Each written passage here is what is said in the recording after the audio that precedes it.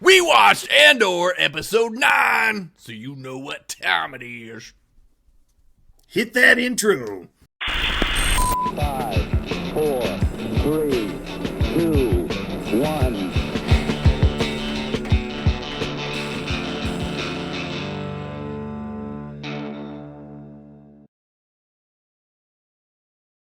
All right, everybody, if it's your first time joining us, welcome. We're two dads who love all things fandom, from Star Wars to Star Trek, Marvel to DC, and Middle-earth on down to Westeros. We love it all, and we want to bring all of our insights and love of all things nerdy to you, our viewers.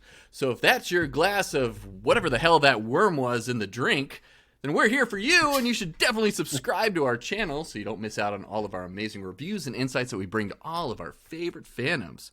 So thanks for tuning in, guys. My name is Chris Matthews. I'm joined, as always, by my co-host with the most, Mr. Matt Parham. How you doing today, brother? Not too bad. How are you, man? Oh, living the dream. Can't wait to talk to you about this latest episode of Andor, episode 9, titled Nobody's Listening. Just like our show here. So, directed by Toby Haynes and written once again by Boo Willimon. I'm probably saying that really wrong. I'm sorry, Boo Willimon, but that's how I'm reading it. I think you nailed it. I think that's pretty close. Nailed it! So, let's pull up the old Rotten Tomatoes score for this episode of Andor. Once again, getting stellar critic reviews. 14 critics rated this on Rotten Tomatoes. It's 100% with an average tomato rating out of 10 of 8.2 out of those 14 critics. Nobody, not one person, has rated this rotten, guys. So pretty cool stuff there. Let's find out what these two dads think, though, of this show and this episode specifically. So, Yeah, so man. Matt. You know, as always, I loved this episode. I got to thinking, like, I'm watching episode after episode of this stuff. It's just magic. It's just great. It's just perfect writing and acting and everything. Man. Directing. It's all there. so on point. You think this thing's going to be a contender? Would this be the first Star Wars TV show that's a contender for some Emmy Awards or something? It better be. I absolutely believe the writing alone should win some awards for this show, if not the acting especially. Yes, I absolutely believe this might be the first Star Wars show that we have out there that might actually win some awards, which would be awesome. Yeah, absolutely. I mean, there was just so many standout moments in this episode, and I like that they keep structuring it to include bits from every storyline, and they're taking their time. These are longer episodes than what we normally are seeing from Star Wars TV, but they use that time wisely. Yeah, and they do. keep each plot thread going throughout every single episode. I really love it. I love seeing the development of Mon Mothma's storyline, Andor's storyline. I always forget his name, but Cyril Karn. Cyril Karn, yes. Yeah, his storyline. That was my one issue with this episode, is I didn't quite understand. Do you think they're going for a little tension there? Possible budding relationship? Romance? Yeah. What was happening there? I think Cyril Karn definitely wants a romantic interest in the Weird. supervisor. Just kinda seem out of left But field. she is she's very, very much creeped out, I think, by this guy. Yeah.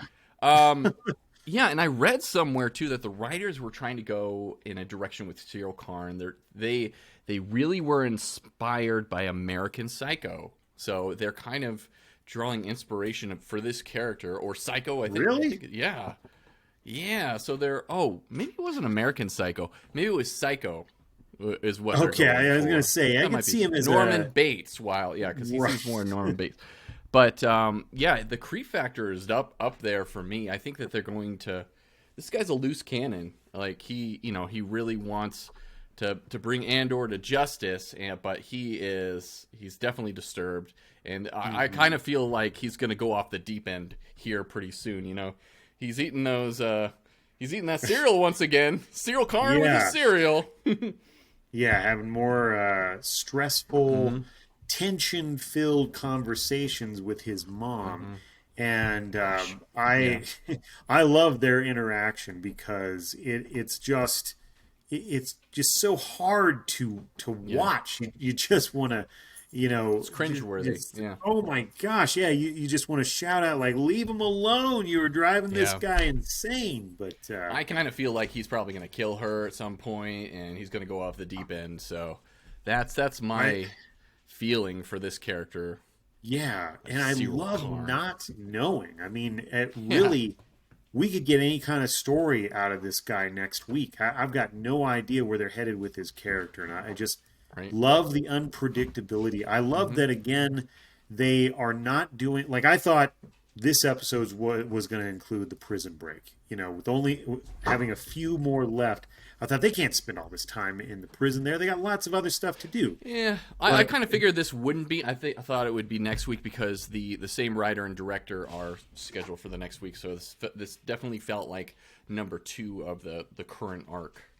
Yeah, and I guess I can see that continuing to happen, like you were saying, beginning of this series, that we're going to get these sort of vignettes, these movies within the entirety of season 1 here. So I think you are completely on track, and next week we will probably get that prison break. So we'll see. Yeah, we will see it. And we found out too, didn't you see that Vel Sartha, the one from the Aldani heist, was actually Mon Mothma's sister? That came out of nowhere for me. I couldn't believe that those Adopted two were or linked up. something. Adopted. And this is the other thing. I thought Mon was a title at some point, but I guess Mon. Well, that's what I was saying at the beginning of this season. That's exactly what I thought. And then everybody was calling her by her first name, including her husband. I was like, well, her husband wouldn't, address her by her title. So, yeah, it must be her name. Must be. So let's talk about that prison. Oh my god, I'm continuing to love the whole prison storyline. Andy Serkis is just knocking it out of the park. His performance during this, he's the VIP for me of this episode. His performance was outstanding during this, and the whole time Andor was trying to convince him, and try to get information from him, but he's so hell bent on we just need to stick to what we're doing. I only have this amount of shifts left. I need to do what I'm doing. I need to get out here so I can be free. He has that hope in his mind, which is what all of these prisoners have. And it was especially interesting to see the dynamic that we got with the Empire here as well. With that prison and everything, everybody believes that, okay, we'll get out at this certain point, and then what do we find at the end of this episode? That they just shift them around after they're done in one section. They could just go to another section, and that caused a lot of problems on level 2, and they just killed them all. I was like, oh my god, that's so crazy. But that's exactly what the Empire does. They look like they're doing everything by the book, but really on the seedy underbelly of this whole regime is just evil. And we know that as Star Wars fans, but in the world that we're living in this show, it's really cool to see that dynamic of these people that are so on the fence about what the Empire is. Yeah. So I thought that was really cool to see. A direct line to the Nazi regime. We're continuing to see the development of the details around this concentration camp type of place, and very much liked that they're including the political aspect, and that the Empire from the outside is meant to look just like a very efficient political structure. And we even see that too with the ISB, Deidre Miro, the supervisor that we get to see, played by Denise Gow. SS, might as well call it. Oh my gosh, just seeing her behind the scenes, and that whole thing with the colony of creatures that they found that were screaming, that they recorded and used for torture. Oh my goodness, that was an intense scene to see all that. I thought we were going to get the kind of like first version of one of those torture droids that Darth Vader uses throughout the original trilogy. But we didn't get that. I did like the take that they had on it because, Me too. again, it very much seemed like any information that you've seen in museums about, Nazi scientists that experimented in pain and human torture and that sort of thing.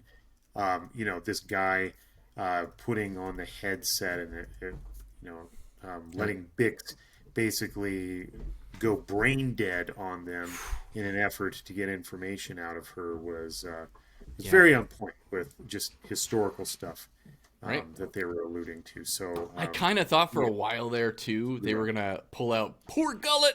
I thought he was gonna show up, and I was like, "Oh, is this where we get more poor Gullet? Poor Gullet." Right. But no, we didn't. We got a new take, which was really cool. And did you know, I read this later on, and I didn't realize it, but in this episode, in the previous episode, one of the prisoners that actually talks to Andor shows up in Rogue One as one of the rebellion soldiers.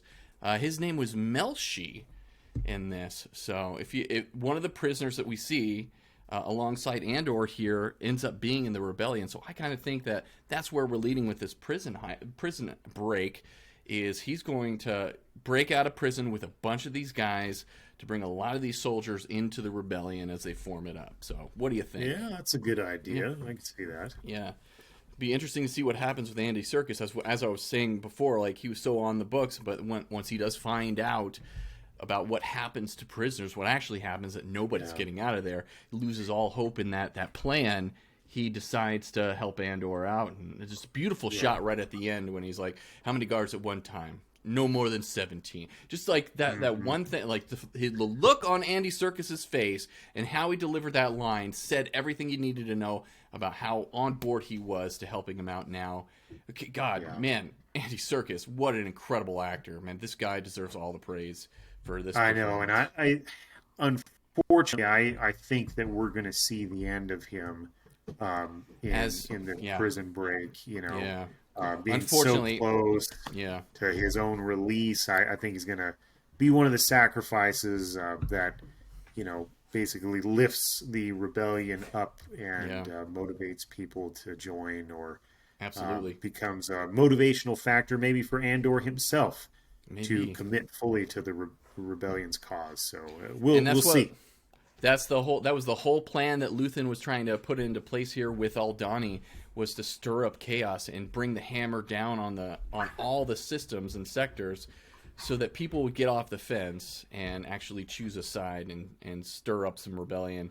And it's really interesting. I was thinking about it too. I was like, well, I have a weird, wild theory. It's probably not right, but here's my theory on who Luthen is. I think there's some people that say that Luthen was actually a Jedi because he has a Kyber crystal and everything, and maybe he's trying to form this, hiding behind the scenes, because they're not supposed to talk about him either.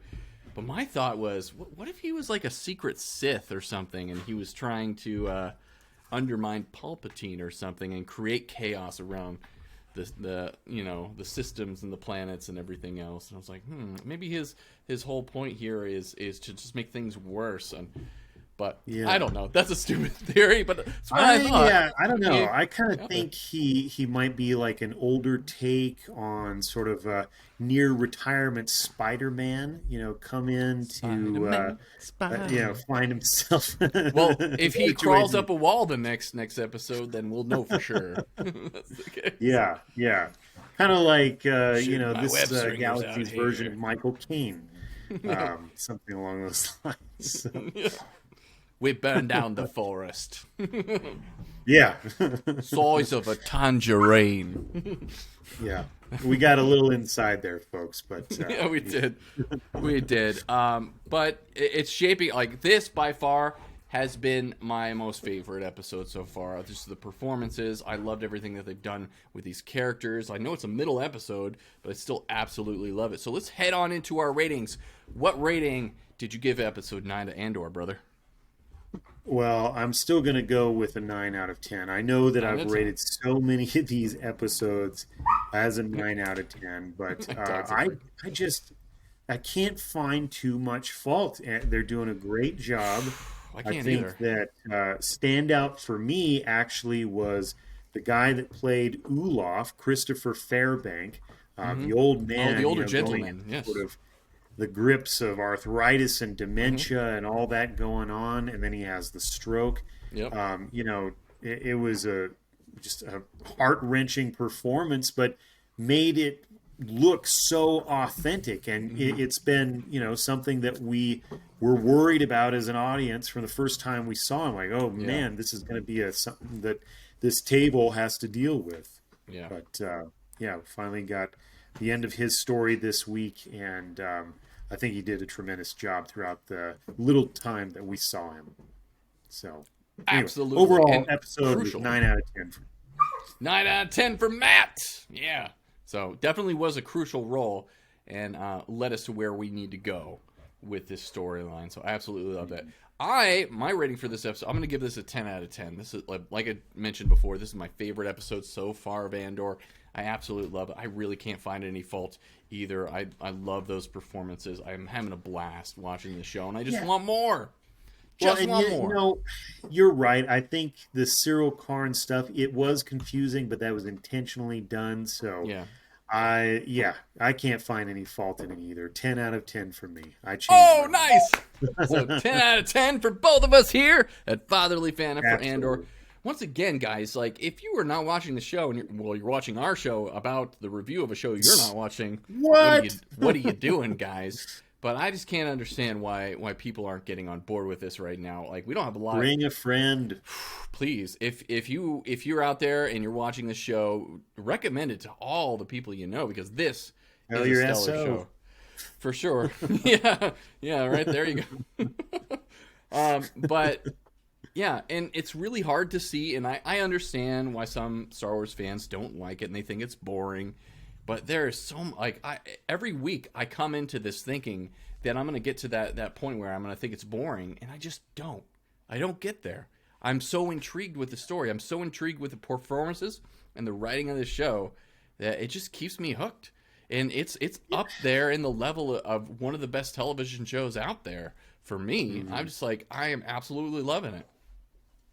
I personally think this is going to be a sleeper hit. Yeah. I think after the final episode rolls out, people are going to be talking about it so much. Then we'll get to award season, and it'll win something, and word of mouth will spread, and people will be checking this out early next year or something along those lines. I really hope so.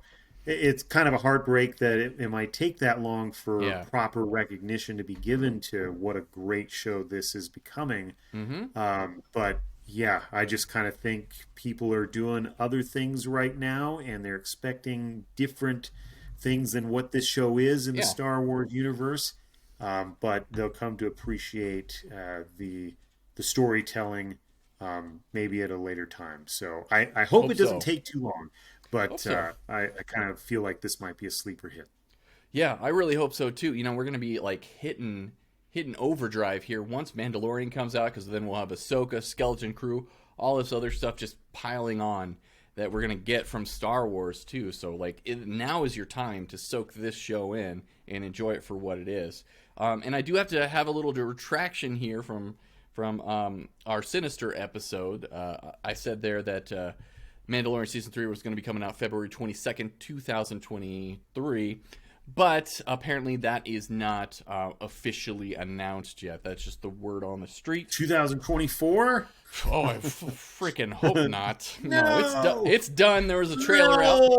Yeah, that would suck. But again, so nothing is set in stone so far with Mandalorian when it's coming out just yet. I do expect it to be coming out in February, though. And that date will probably be correct, but we know that they've changed their dates. Yeah, fingers crossed. They changed their dates before, so they continue to just sit on the fence with these release dates, and it really sucks, especially when you have a show where you like to talk about this kind of stuff. Yeah, they'll tell us the Wednesday before, folks. Yeah. Just don't hold your breath. Just be like, it's coming out! It's coming out! Get ready! So we'll keep you apprised once we get a prize. So sorry that wasn't official last time, and so. That's really all I have for this episode, brother. You got anything else before we hyperdrive out of here? No, I don't think so, man. Good talking to you. I can't wait for next week. Who knows what's going to happen? Me too. We got 3 more episodes left. That's it. Yeah. And then we're done. So this arc will we'll probably wrap up next week, and then we'll have only 2 episodes after that. So kind of feel like they're going to wrap up the season arc with the next 2 episodes. So bring it all together. let's see if they can stick the landing to this show, this slow burn of an awesome television show. So we'll see about that. And until next time, guys, from our families to yours, have a good one. may the Force be with you.